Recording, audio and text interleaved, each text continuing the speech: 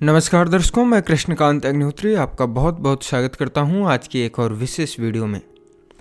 दर्शकों, पाप रूपी हाथी को व्रत के पुण्य रूपी अंकुश से बेधने के कारण इसका नाम पापांकुशा एकादशी हुआ है।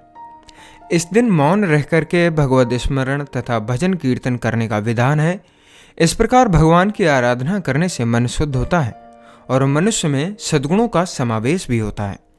धार्मिक मान्यताओं के अनुसार इस एकादशी का व्रत करने से मनुष्य को कठिन तपस्या के बराबर पुण्य फल की प्राप्ति होती है।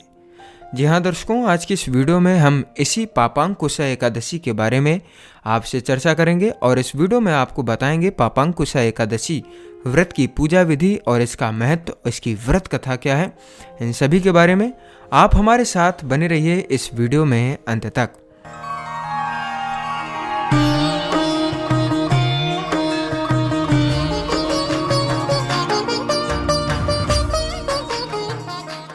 दर्शकों, सबसे पहले जान लेते हैं पापांकुशा एकादशी व्रत की पूजा विधि। दर्शकों, इस व्रत के प्रभाव से अनेकों अश्वमेघ और सूर्य यज्ञ के करने के समान हमें फल की प्राप्ति होती है। इसलिए पापांकुशा एकादशी व्रत का बहुत अधिक महत्व है। इस व्रत की पूजा विधि कुछ इस प्रकार से रहती है। इस व्रत के नियमों का पालन एक दिन पूर्व यानी कि दशमी तिथि से ही करना चाहिए। दशमी पर 7 तरह के अनाज, इनमें गेहूं, उड़द, मूंग, चना, जौ, चावल और मसूल की दाल इत्यादि को नहीं खाना चाहिए, क्योंकि इन 7 धान्य की पूजा एकादशी के दिन की जाती है। एकादशी तिथि पर प्रातःकाल उठ करके स्नान आदि करने के बाद व्रत का संकल्प लेना चाहिए। संकल्प लेने के पश्चात घट स्थापना करनी चाहिए और कलश पर भगवान विष्णु की मूर्ति रख करके पूजा करनी चाहिए। इसके बाद विष्णु सहस्त्र नाम का भी पाठ करना चाहिए। व्रत के अगले दिन द्वादशी तिथि को ब्राह्मणों को भोजन और अन्न का दान करने के बाद इस व्रत को खोलना चाहिए। दर्शकों, बात करें इस पापांकुशा एकादशी के महत्व के बारे में तो महाभारत काल में स्वयं भगवान श्री कृष्ण ने धर्मराज युधिष्ठिर को पापांकुशा एकादशी का महत्व बताया था। भगवान श्री कृष्ण ने कहा था कि यह एकादशी पाप का नष्ट करती है,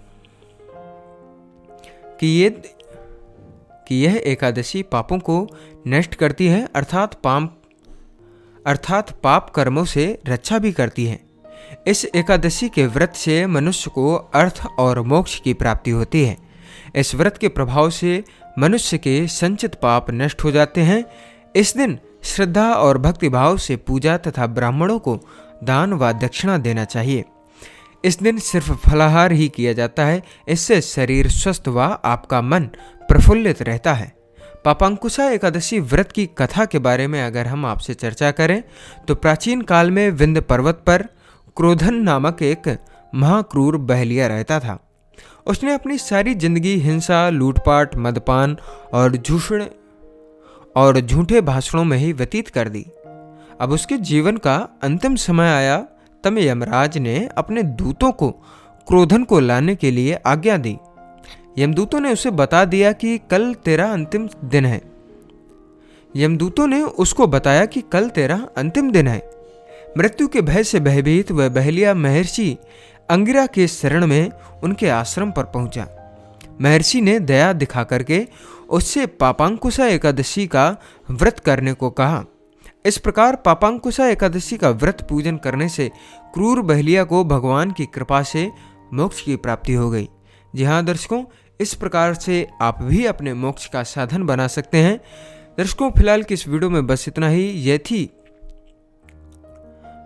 यह थी पापांकुशा एकादशी से संबंधित कुछ महत्वपूर्ण जानकारी जिसको अभी हमने आपको बताया। उम्मीद करते हैं कि आपको ये वीडियो पसंद आया होगा। अगर आपको ये वीडियो पसंद आया है तो वीडियो को लाइक करें और शेयर करें अपने मित्रों के साथ में, ताकि उनको भी ये जानकारी प्राप्त हो सके। और हम आपसे मिलते हैं अगली नई वीडियो में किसी अन्य विषय के साथ में। तब तक के लिए दीजिए इजाज़त। नमस्कार।